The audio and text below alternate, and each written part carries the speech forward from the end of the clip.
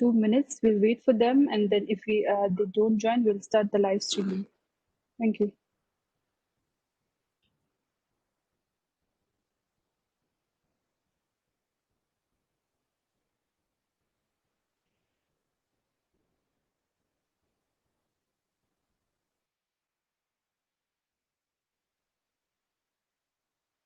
Professor Subhash Malik ji, can you see us? We're not able to see you, and your audio is also muted. Can you please do a video and sound check?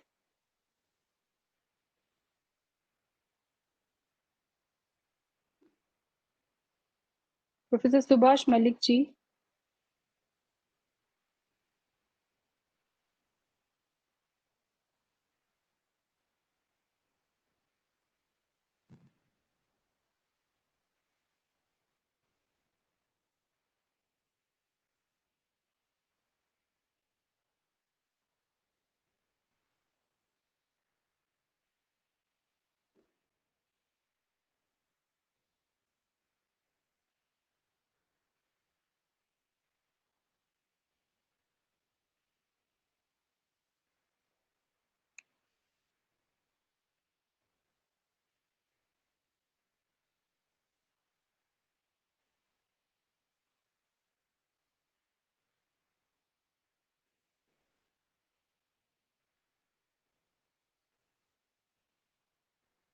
Hello?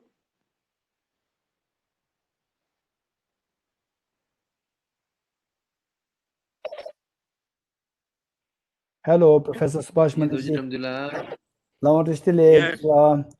Namaste. Thank you. Thank you. Professor Subhash Malik ji, thank you. Rajiv जी हाँ आप सबको नमस्कार सुभाष मालिक जी श्रीमान नमस्ते जी, नमस्कार। श्रीमान शरण साहब नमस्कार हाँ पीवी श्रीवास्तव जी नमस्कार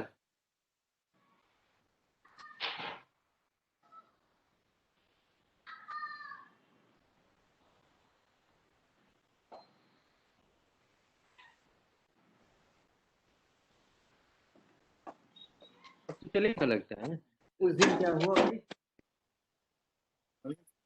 मना के गए थे ना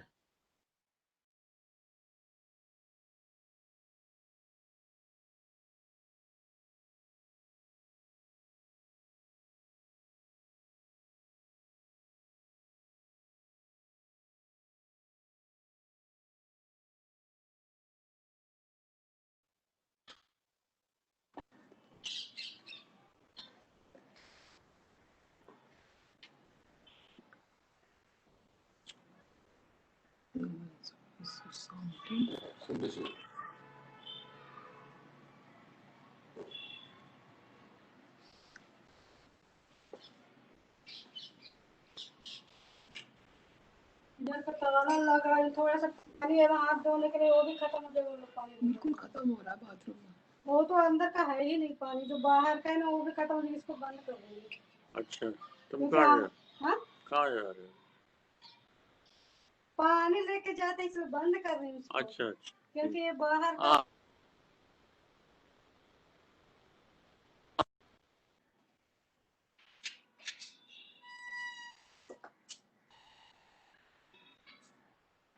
Is in Banaras or in Delhi? No, in Delhi only. Oh, he.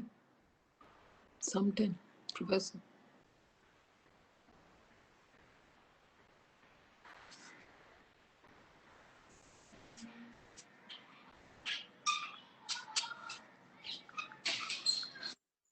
Each other, but virtually. Normally, when we're together, then we can always shake hands and crack jokes.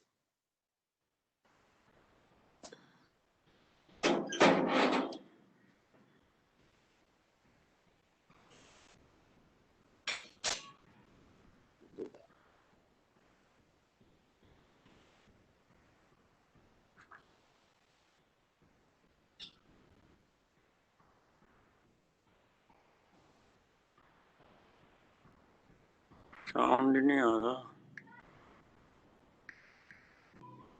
Now, Hello? hello everyone. We are going live now. So I'll start the program.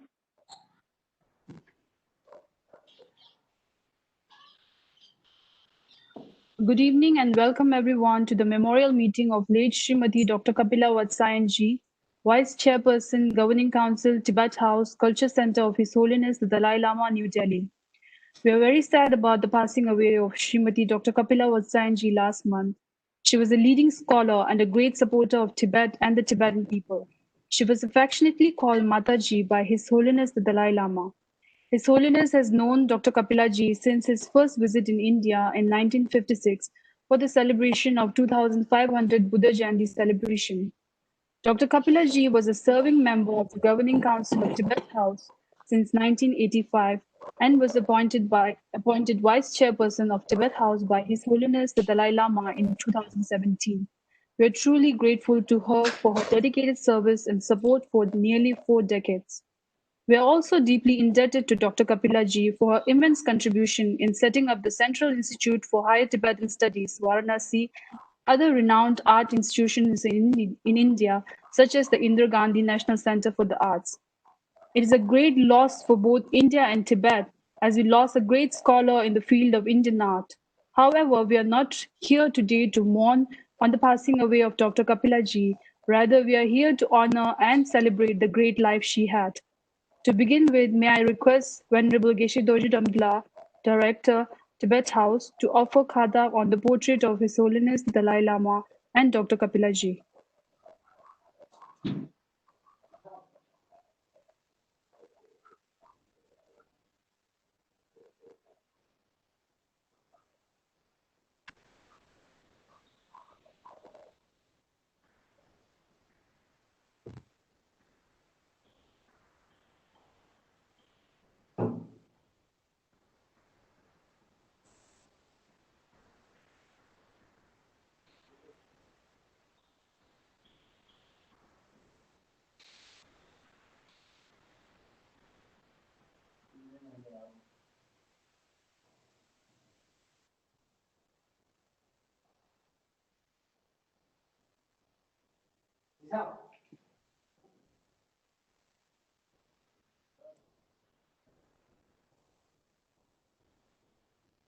Uh,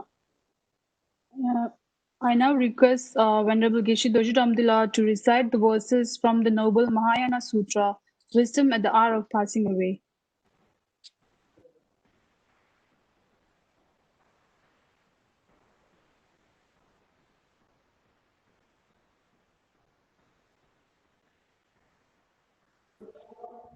Angela, screen sharing. Welcome you all to this memorial service for the late Dr. Kapila Vatsyayan ji. And we're going to recite this sutra together. This is a short sutra and is of extremely great benefit for the person who passed away, for the person to be connected to a favorable rebirth, and that whatever the person does in the next life would be of great meaning and benefit for the humanity, for the environment, for all the beings. So with this in mind, the screen sharing will be done, and we request all the participants, invitees, and also all the viewers, the audience, to kindly join us in this recitation.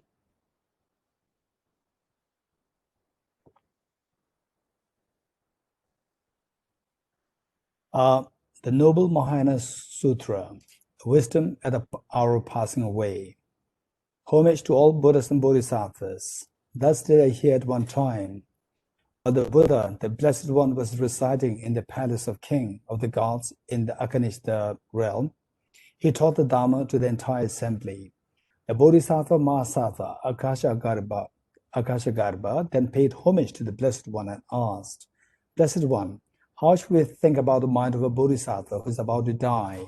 The Blessed One replied, Akashagarbha, when a Bodhisattva is about to die, he should cultivate the wisdom of the hour of death. The wisdom of the hour of death is as follows. All phenomena are naturally pure, so one should cultivate the clear understanding that there are no entities. All phenomena are subsumed within the mind of enlightenment, so one should cultivate the clear understanding of great compassion.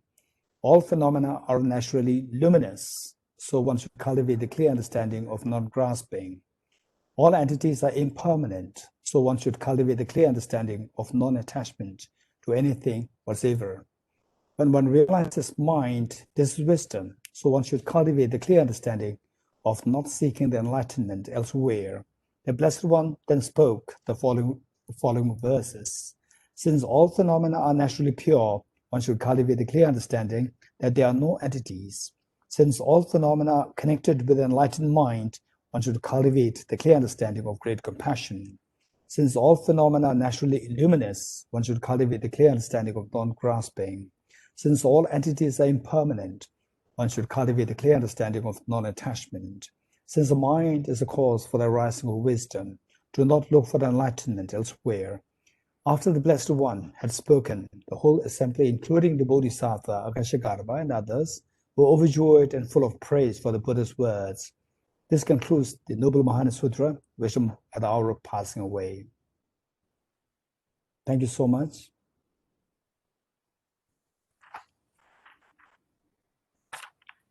Thank you, Gishila. May I now invite Honorable Sikyong Dr. Lobsa Singila, President, Central Tibetan Administration, to pay his tribute to Dr. Kapila ji. Thank you to the Tibet House for inviting me to say a few words about Dr. Kapila ji. I've had the privilege of meeting a few times, especially at the Thank You India event, part of the Thank You India event at IIC. I'm sure we have so many guests who have not only met her but have known her very well. I can see Sham Saranji, who wrote an opinion piece about Dr. Kapila, and that was very insightful and worthy tribute to her. And I can see now Samdala, who will talk at length about Dr. Kapila's great efforts and help in establishing the Central Institute of Higher Tibetan Studies in Sarnath. And we have Honorable Chiri Kalil Kamakeli Mutola, who will talk on the point of Tibetan spirituality and Tibetan culture. And Rajiv Madhuraji, he knows so many people in Delhi and knows Dr. Kapila very well, and Gishit Dujitambila, as we speak about the Tibet House, how she helped Tibet House as the Vice President. But when I met her at the Thank You India event, I found her to be, very forthright and very courageous. And then obviously, deservingly so, His Holiness Dalai Lama calls her Mataji. It's very rare for His Holiness to call anyone her mother, because from his speeches you can clearly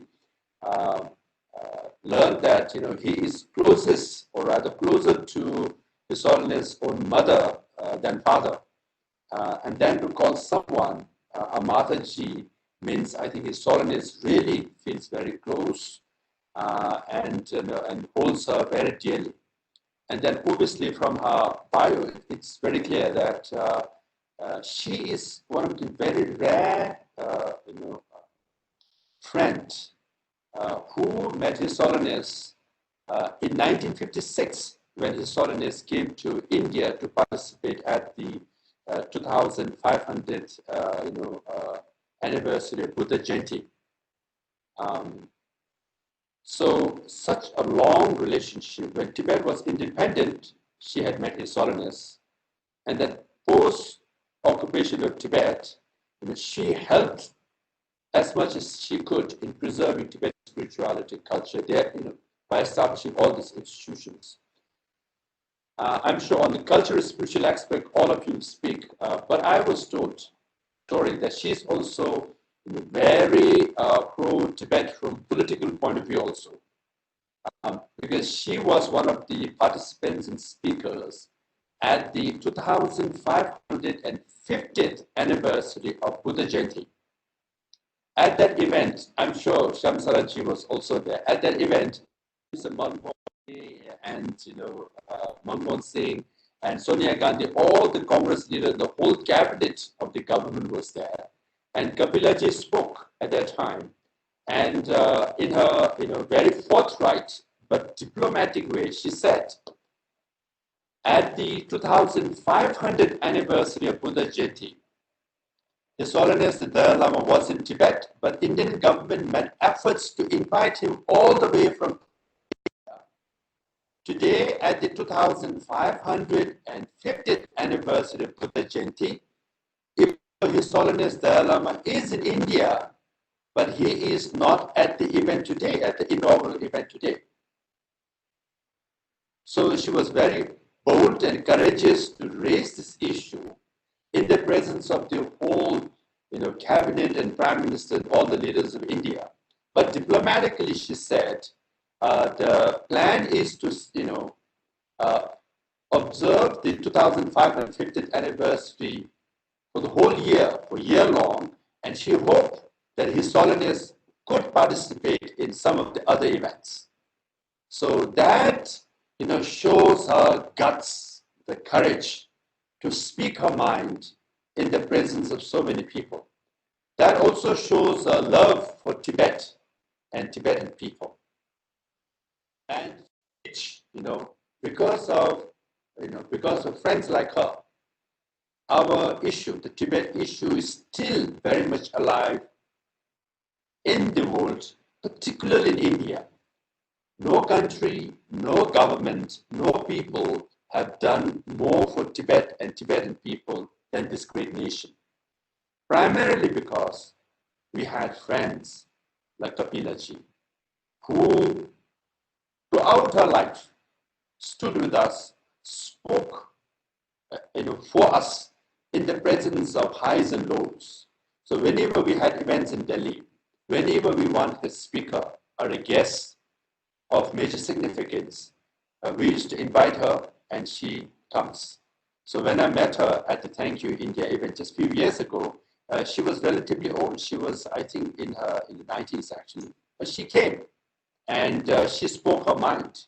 So I think it's a great loss for Tibet and Tibetan people. Obviously, it's a great loss for India as well.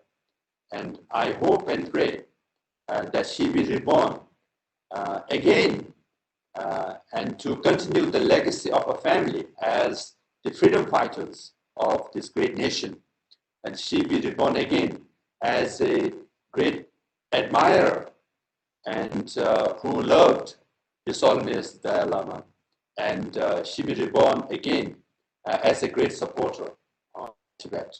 So with that, I pay my homage and that we have lost a great soul, but her contribution and legacy should continue, and to have this memorial in her honor is very deserving. So on behalf of CTA, I want to thank Tibet House and fondly remember Dr. Kapila ji, and let us not forget our words and deeds for Tibetan people, and let us carry on her legacy to make realize the aspirations of Tibetans and Tibet come true. So, Chairman. Thank you, Honorable CQ Dr. Lapsa Singila. May I now request Shri Shyam Saran ji, former Foreign Secretary, Government of India, and member of the Governing Council of Tibet House, New Delhi, to share his fondest memories of Dr. Kapila ji. Thank you.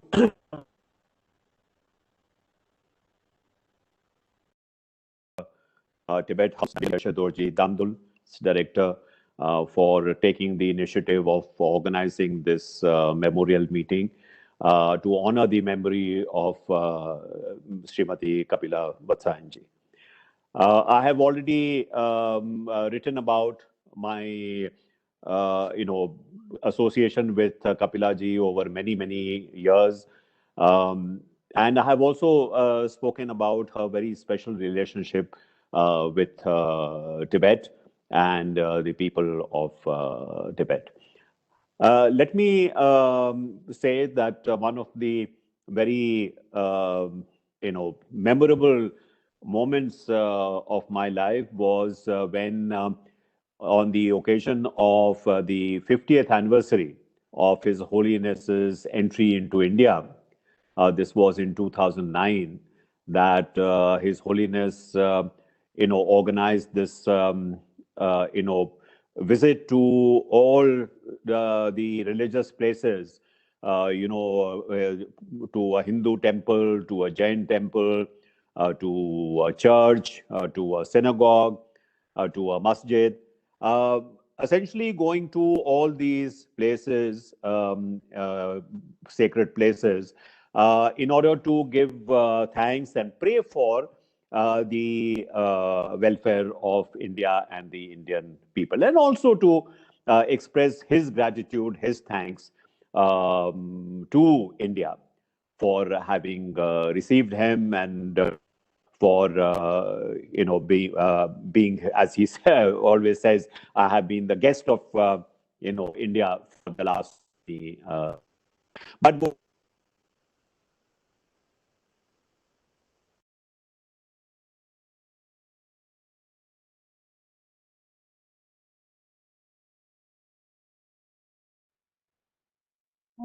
Srishant We Sanji, cannot hear your you. voice is breaking.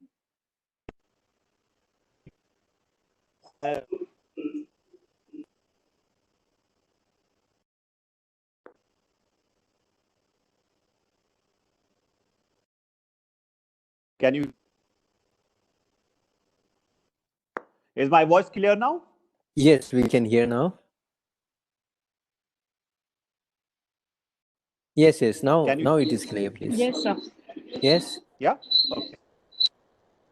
So, His Holiness, in fact, invited His Holiness as a friend of Tibet and to accompany him on this day-long journey.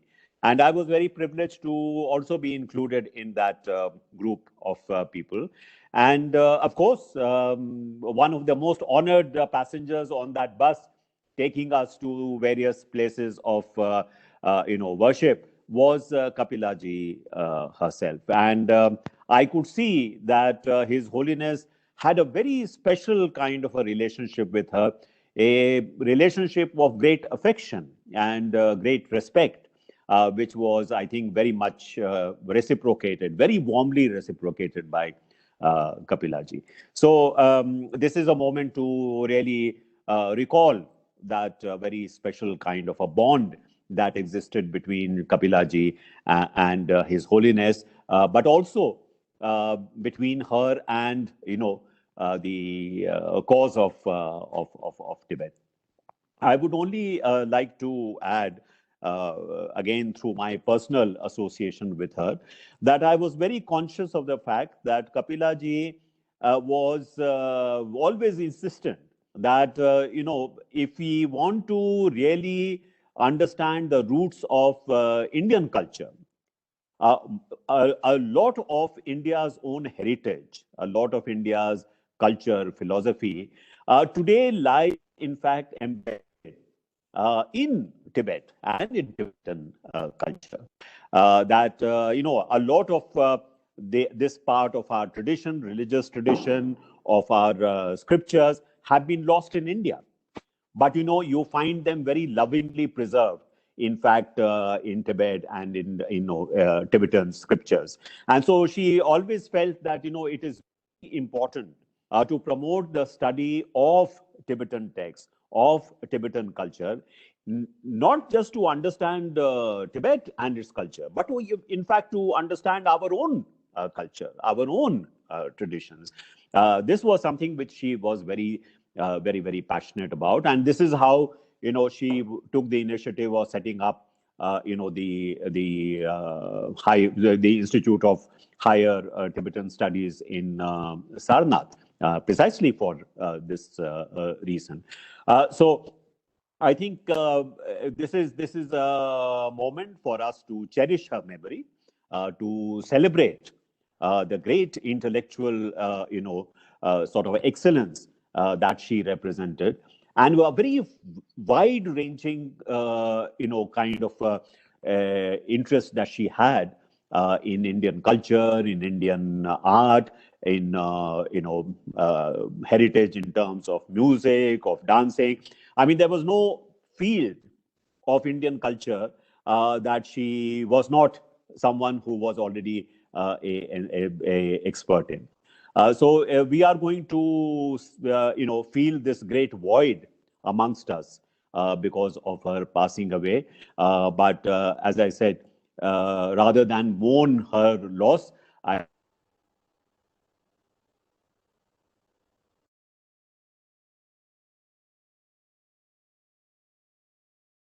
agree the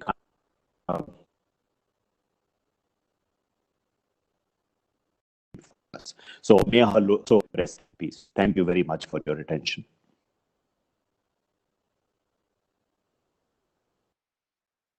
Thank you, Shri Shyam Saranji. May I now request Honorable Kali Venerable Yuto Kama Gelila, Minister of Religion and Culture, Central Tibetan Administration, to honor Dr. Kapilaji.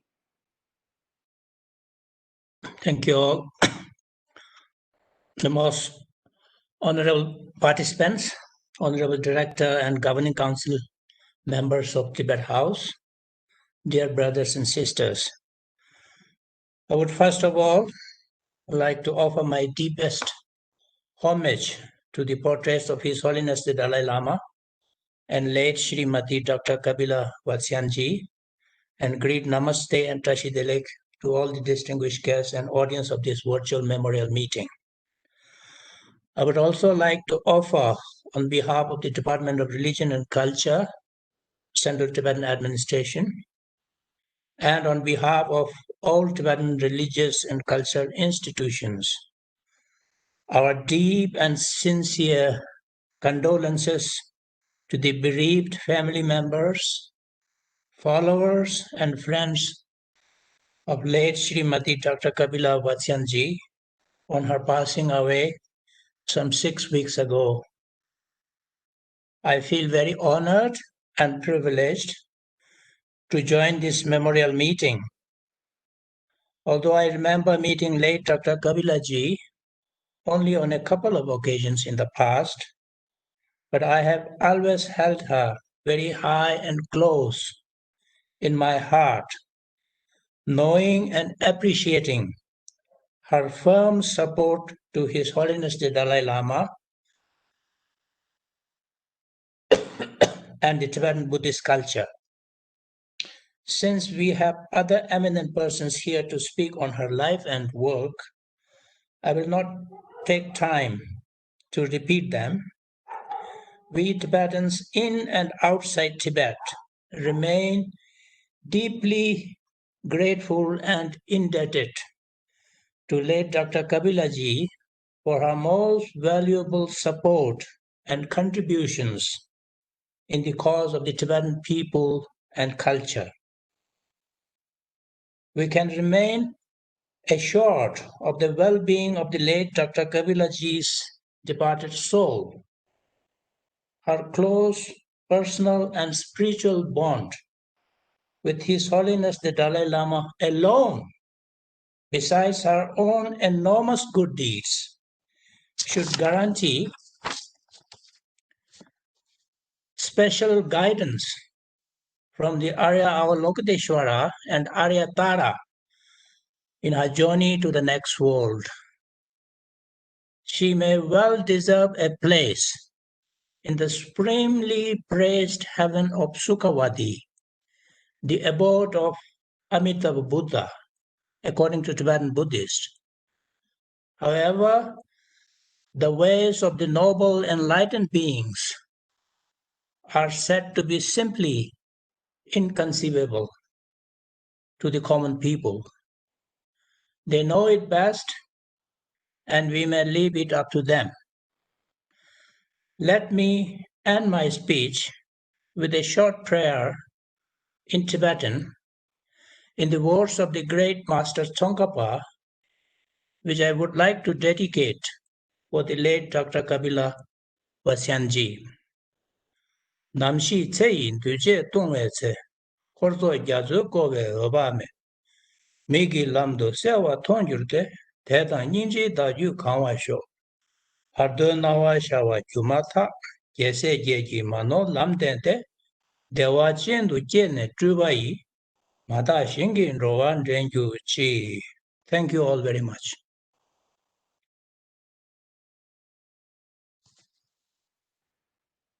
Thank you, Honorable Kali, Venerable Yuto Kamakilila. I now would like to invite Shri P.P. Srivastava, member of the Governing Council of Tibet House, to share his memories of Dr. Kapila ji.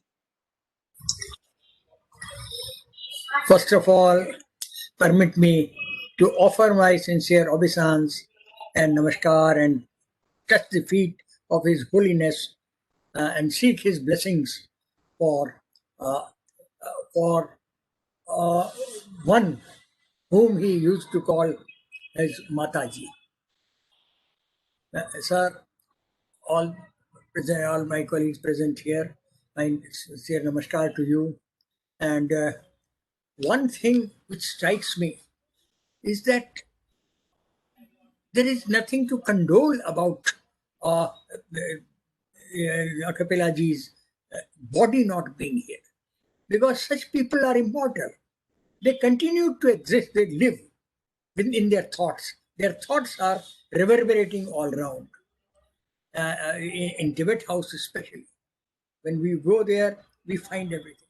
And you know, she was a great exponent of the Indian culture and Buddhist culture, which are, to my mind, identical.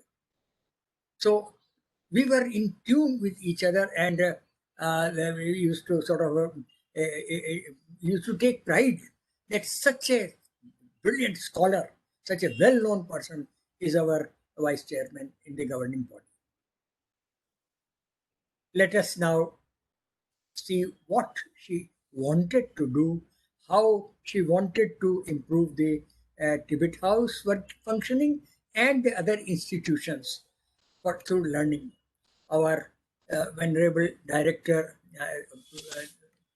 has already started a big training program, teaching program of teaching of all good things of life in a regular way, which is a great thing. And that is how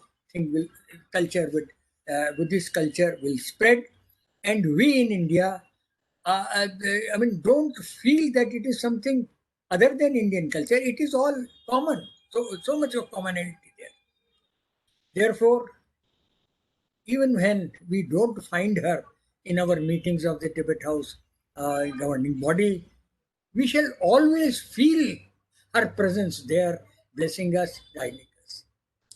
That will be the best way for us to collectively pray for everlasting peace to the departed soul. Thank you very much for this inviting me to this occasion and giving me the privilege, rare privilege these days, of seeing you all as if face to face. Thank you. Thank you, Shri P.P. Srivastava. May I now request Professor Geshe-Ngao Samtila, Vice Chancellor, Central Institute of Higher Tibetan Studies, Varanasi, and member of Governing Council of Tibet House, to pay his tribute to Dr. Kapila ji. Thank you, Chudala. I really appreciate Tibet House for organizing this meeting to pay tribute to late Srimati Kapila Vatsyayan ji, all the honorable personnel who are participating in this meeting, and the audience. Today, we are remembering Dr. Kapila Vatsyayan ji, who is not just an individual, but she herself is an institute and a library a very visionary person, a scholar, intellectual, art historian, a great administrator, and a great leader. She, wherever she goes, in whatever capacity, she has all these dimensions that all play together to make things happen. Can you hear me? There's some problem, I think. Yes, we can hear you. Okay, okay. Thank you. So she was an instrumental person in bringing up this Central Institute of Higher Tibetan Studies. In the capacity of a joint secretary of the Ministry of Culture, she gave a shape.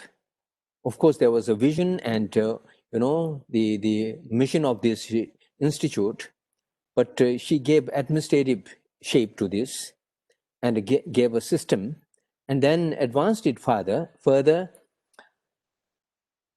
by providing status of deemed to be university. So therefore, the way she looked after this institute and gave a direction to this institute is something very visionary and very pertinent to the visions that His Holiness had behind the establishment of this institute. Dr. Kapila Vatsyayan ji has a very deep understanding of Indian culture. When she looks at culture, it is not confined to the artifacts, the dances and rituals and paintings and things like that. She used to say that these are the manifestations of knowledge, the deep knowledge and deep system of knowledge. And even below that, there's the wisdom, which gave shape to the system of knowledge. And then that system of knowledge gave shape to the arts and the cultural kind of manifestations that we see here. So therefore, her understanding of culture is extremely deep. At the same time, she has a very good understanding of the concept and philosophy of art and philosophy of culture in the modern context. So therefore, she projected the Indian culture on the international platform in such a manner that it represented in a very deep manner, projecting it as not only just simply a culture as arts, the visionary arts, but with the very strong foundation of a knowledge system and grounded on a spiritual system. She used to say that Indian culture cannot be understood completely without understanding, the Buddhism. And similar is the case that if you want to understand Buddhism in a complete sense, then you need to understand the other philosophical schools and traditions, because they all developed on the same kind of cultural ground. So she used to say that in order to understand Buddhism in the complete sense, in a deeper sense, without understanding the Tibetan tradition, it is not, we are not going to gain complete the knowledge of the Indian culture. So therefore, Tibetan knowledge system is extremely important. And she gave a very kind of very much importance to the project of restoration that we have here in Sarnath. We have, during her time, that was materialized in established for the project of restoration of the lost Sanskrit text from Tibetan sources, and translation works and dictionaries and then the critical editing of the unpublished manuscripts and things like that. So she used to say that the Tibetan culture, which is which has preserved the entire Nalanda, Vikramshila, Takshashila tradition in a very vibrant manner, is a core kind of element of Indian culture. So therefore, it is extremely important for India to get these texts restored into Sanskrit and brought into Indian language, the ancient Indian language, as well as in modern language. And not only the texts, but also the traditions and the knowledge system. So therefore, the importance that the late Srimati Kapila Vatsyayan ji understands the importance of the Tibetan knowledge system and the Tibetan the culture is extremely kind of deep, and so from that perspective, we can say that the Kapila ji, when she talks about Tibetan culture, she is not talking about only the outer manifestations, but rather the knowledge system and the deeper the spiritual system as well. Because sometimes she used to say that used to give example of a mandala. The mandala that we see either in the 2 dimension or in the 3 dimension, we see that is some kind of art, artistic manifestation. But in fact, it has a very deep kind of representation of a spiritual system, that it itself is the abode of the deities, which are not in the solid form, but they are in the nature of consciousness. So without understanding and going to that level, one cannot understand the mandala in a real sense. So Kapila ji's understanding of culture, her manner of projecting Indian culture is very different and very profound. So therefore, she has written more than 20 books and hundreds of the articles, and given so many lectures and talks, which are I think of great importance. And whenever she used to speak, she used to bring a new avenue, new dimension, new definition to things. And she used to have a new kind of look at any kind of issue that was presented in the gathering or in the forum. So I think Dr. Kapila Vatsyayan ji is to pay tribute to her would be to make her knowledge and the wisdom and the legacy that she has left behind, to preserve them and then to pass it on to the new generations.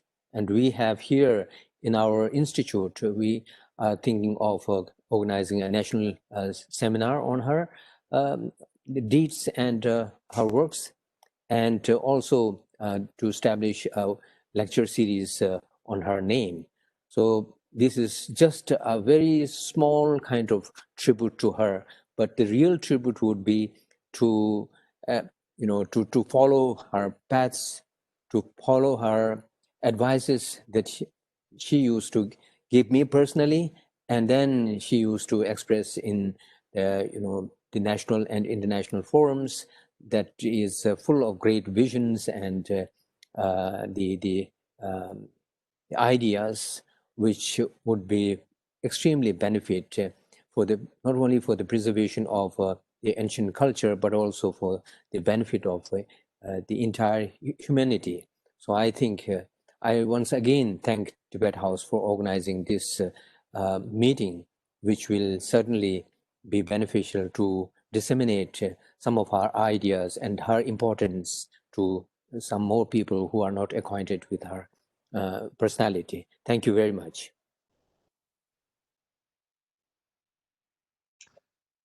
Thank you, Professor Gishingo Samdala. May I now request Sri Rajiv Mehrotra ji, Trustee and Secretary, Foundation for Universal Responsibility of His Holiness the Dalai Lama, to share his memories of Dr. Kapila ji. I start with my sort of humble prayers to Kapila ji that she may continue to bless me and to bless the foundation and to bless all of us who were privileged to come in touch with her. My prayers also with Aditya Malik ji, Subhash Malik ji, Anjali ji, and Kapila ji's family, who were so close to her and looked after her so very well. I think that one of the tragedies of history is that we tend to remember and celebrate people by their deeds.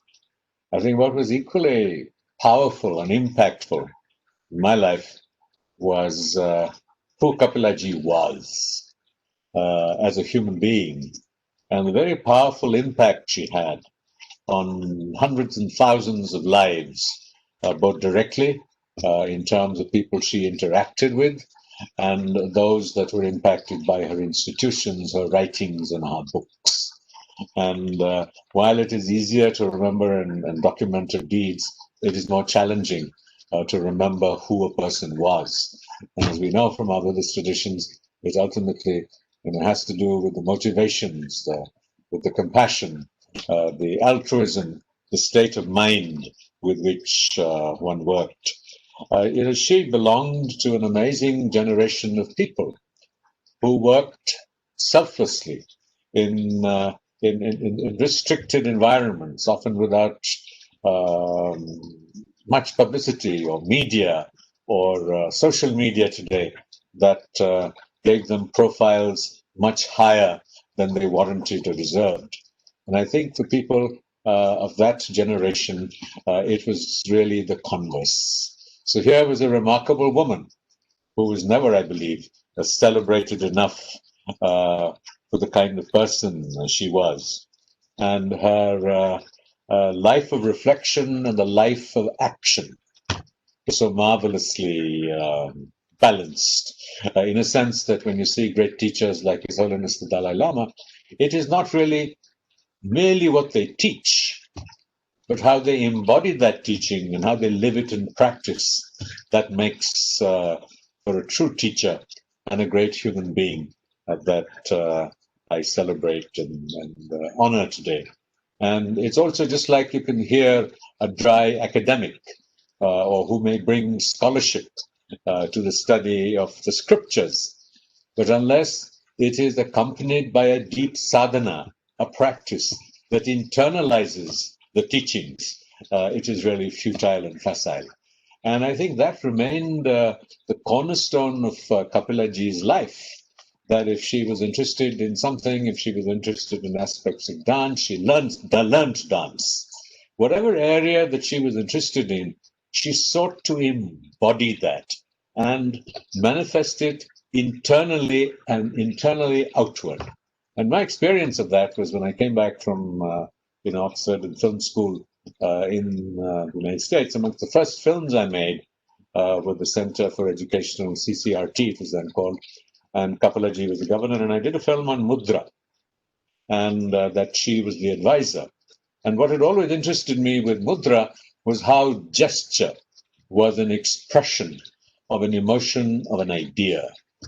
And I will never forget the way she led me through mudras so that I could somehow get a glimpse of the relationship between gesture, mudra, and the feeling or idea that it expressed.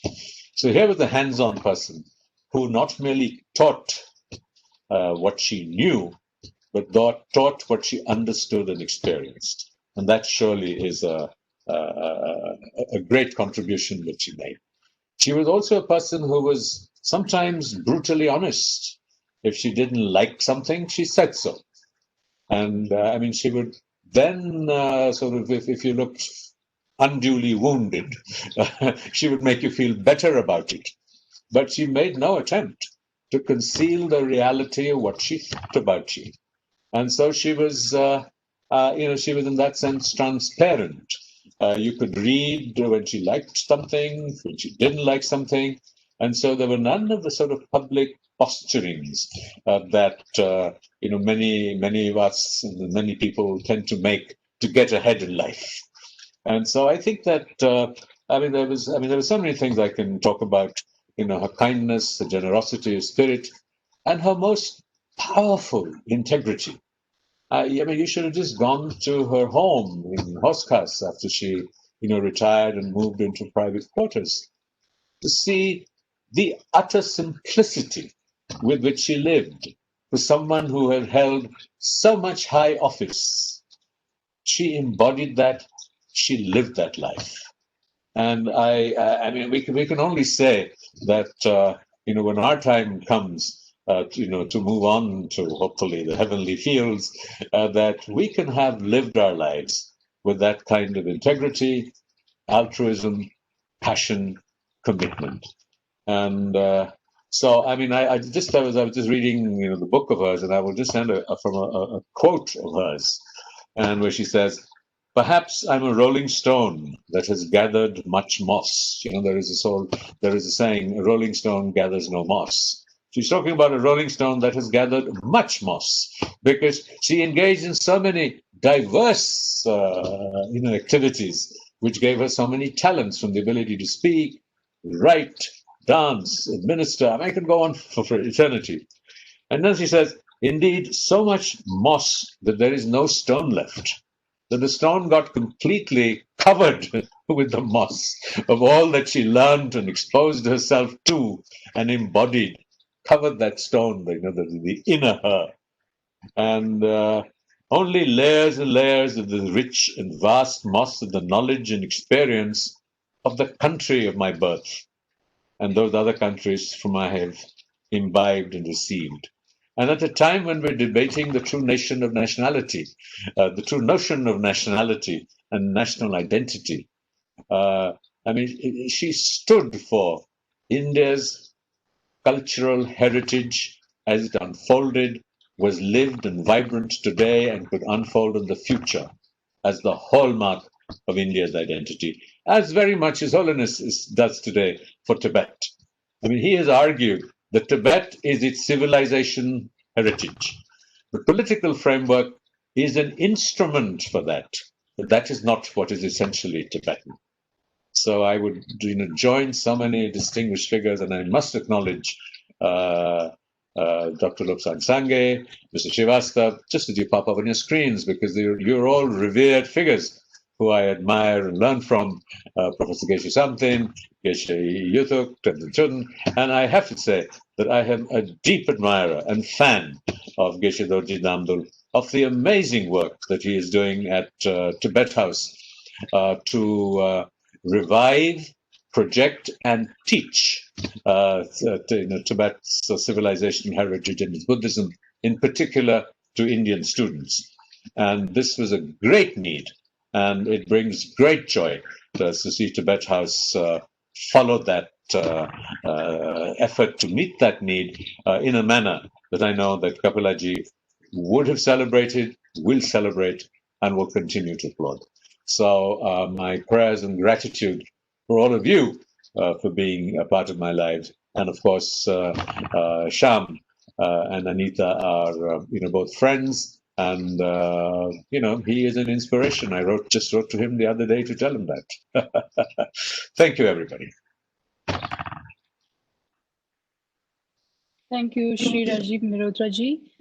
I now request Professor Subhash Malik, brother of Dr. Kapila-ji, to speak on behalf of the family.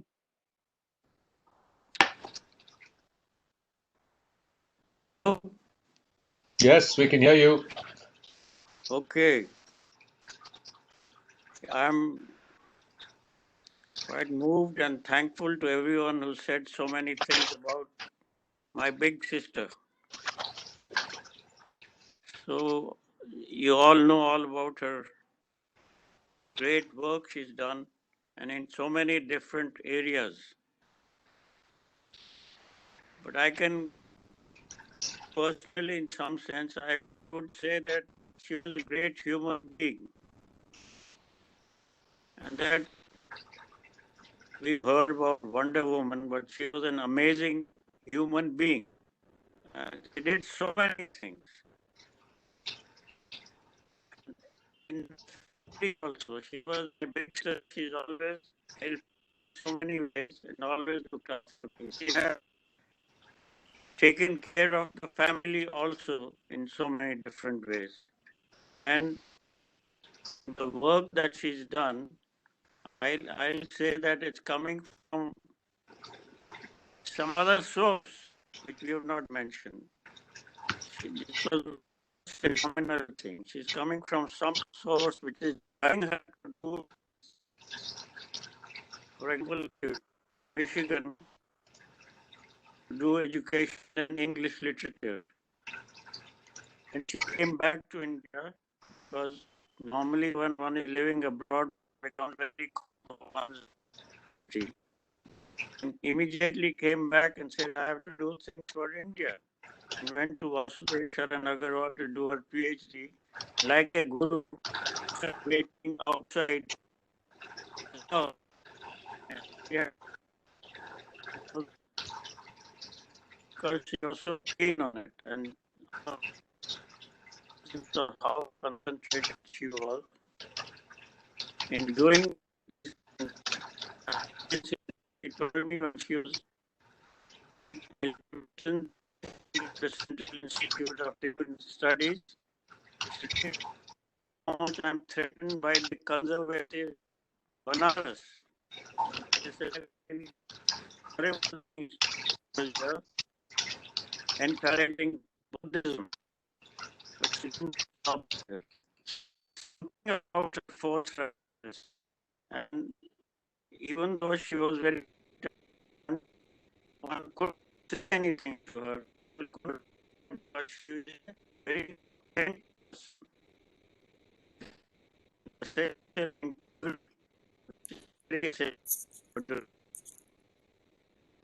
just work like her.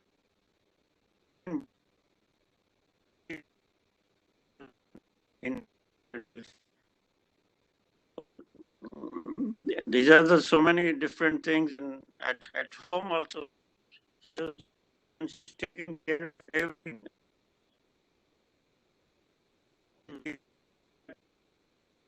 Various at home, and we saw which he'd written everything even ago in what books are there, which kind of books are where, what kind of books are where, what is everywhere. She's written not about where it is. So she had completely this vision every day. So I don't know how she could do so many different things. And I'm just saying that compare of the planet, some things are true. It may not have got to be like that. She correct of Indian culture with so much understanding of a holistic view. Was India. It was given in a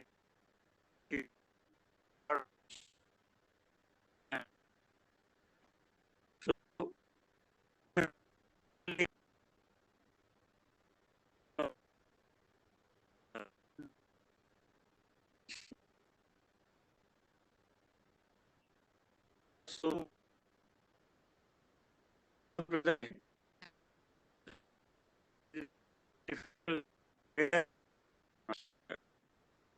and kind. So I think that all of you are suggesting what she did and saying there's something greater about being authentic and integrity. So he could, when he said something, he did not mind it because it was from some other source. And we were able to do so many things. They set up the Republic Day and you had tribals to be Pandit Nehru asked her to do all this. I don't know how.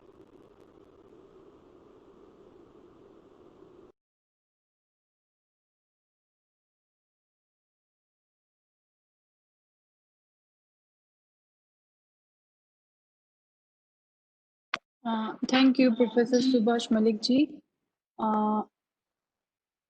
May I now request Venerable Gishi Dojud Abdullah, Director, Tibet House, New Delhi, to pay his tribute to Dr. Kapila ji. Can you hear me? Can you hear me? Thank you. Thank you for accepting this invitation, all the dignitaries here.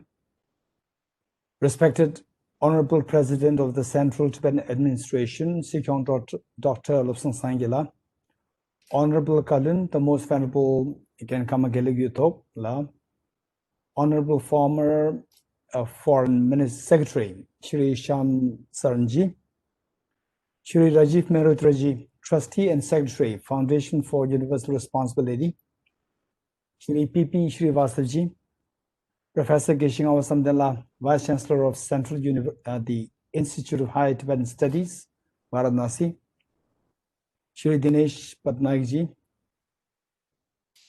and Professor Subhash Malikji, brother of the late Srimati, Dr. Kapila Vatsyayan, and brothers and sisters amongst the live Facebook audience. We gather virtually today to honor the late Srimati Dr. Kapila Vatsyayan.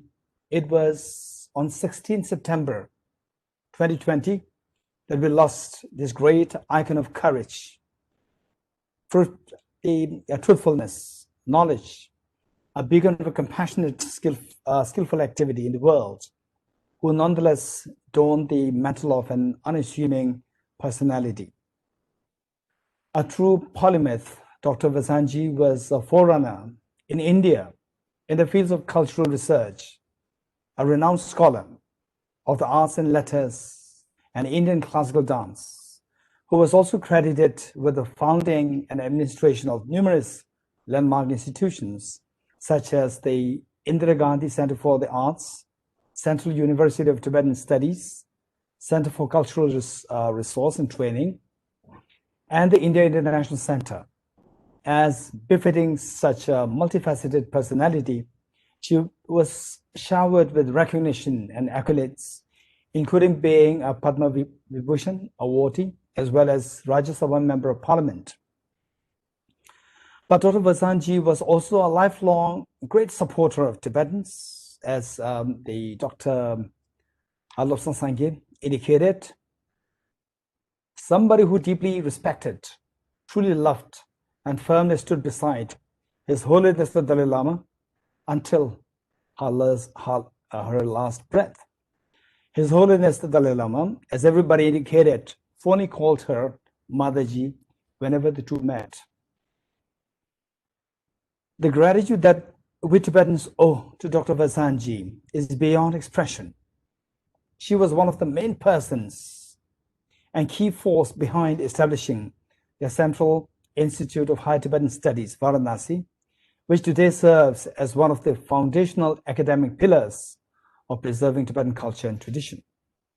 We at Tibet House owe her additional personal thanks for, besides serving as a member on many boards related to Tibetans, since 1985, she had been a member of Governing Council of Tibet House, Cultural Center of His Holiness the Dalai Lama, for these many years. Since 2017, following the stepping down of the former Vice-Chairperson, Mr. M.S. Rasgotra, an ex-Foreign Secretary of the Government of India, His Holiness the Dalai Lama, the Chairperson of Tibet House, New Delhi, appointed Dr. Vatsyayan as the Vice-Chairperson of Tibet House Governing Council. I would like to share with the esteemed audience what I strongly felt on many occasions. I had the good fortune to meet with these two Vice-Chairpersons of the Tibet House Governing Council to seek advice and discuss matters related to Tibet House. And that was the reaffirming thought that they're good and truly civilized, in a profound and truly nuanced meaning of the term, people on the earth who courageously stand for the truth. Amongst the myriad important things I learned from Dr. Vatsyayan, how wonderfully determined yet gentle Gandhian presence implicitly gave me to understand one very important truth, that the world will forever remain immature weak, and uncivilized as long as we do not build a systematic global culture where there's no room for tyranny or tyrants, where cruelty or bullying behavior cannot prevail.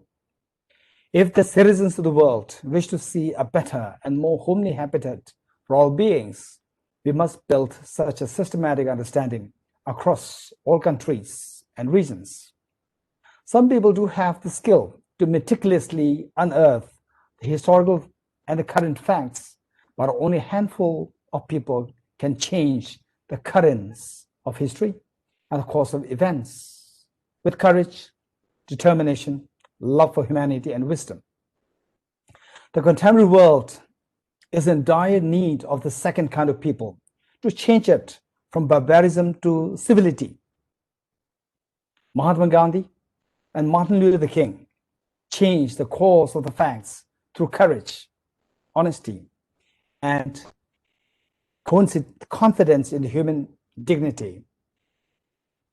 Having had the honor of working closely with Dr. Vatsyayan, I saw this rare quality in her.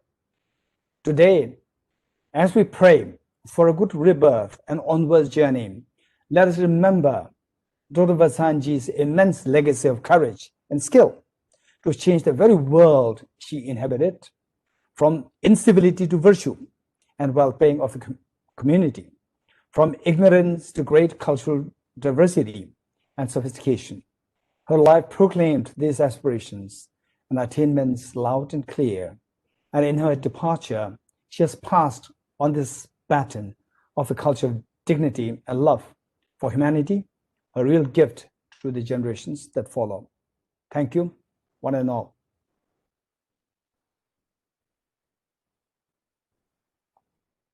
Thank you, Gishla. Last but not least, may I request Professor Aditya Malik ji, nephew of Dr. Kapila ji, to say a few words. Thank you for allowing me to speak at this very touching and moving event in which so many eminent people have shared their experience of my aunt Kapila ji. She was a truly extraordinary human being, as everyone has pointed out so generously and poignantly. And her commitment to Tibet comes across so clearly, and it's come across so clearly also in everything that each one of you has spoken. So that commitment lives on clearly beyond her physical shape and form in the words and actions that you've spoken of. But I'm also left after listening to you and having known Kapil Buaji since I was born, with wondering, what does it take, what does it make, what does it require to be an extraordinary human being like she was? And a capacity to be extraordinary that I think each one of us is given, to be so brilliant, to be so inspiring, to be compassionate, to be exceedingly creative, to be so firm in achieving what she wanted to achieve, and to clearly being able to shift things in the way that Geshe Dorji has just mentioned, shift things, the capacity to shift time and space around her in a way that many of us are not able to, although we desire to do that often.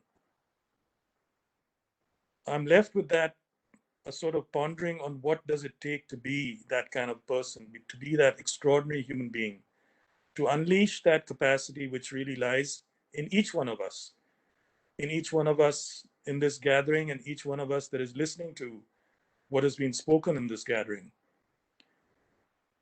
What sort of commitment or what sort of connection to one's being is required, or that Kapilaji had, that she could express this potential in such a full manner that I'm sure for generations, literally for generations, people will be talking about her work and about her creativity and what she contributed towards the understanding of Indian, South Asian, Tibetan culture and history and language, and connections across much more wider spectrum of the world.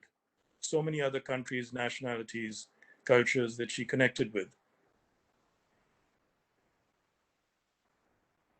I suppose what I want to say again is to thank you so much, thank you profoundly for hosting this event to the Tibet House, and for all the wonderful and beautiful and moving and touching things that each one of you have said that are a tribute to Kapila ji, who, as one of you pointed out, is no longer here in bodily form, but continues to live through her work and her commitment and her energy and the rare capacity of her being, which is hard to explain, which remains mysterious for all of us to understand what that is, that which makes us a human being, in which Kapila ji was capable of expressing in such a profound and multifaceted way that we're all left moved and touched by that experience of being with her. So I thank you and I bow to you and I bow to the Tibet House with great deep gratitude and appreciation for hosting this event, for inviting all of you and also inviting my father and myself to speak here. Thank you so much.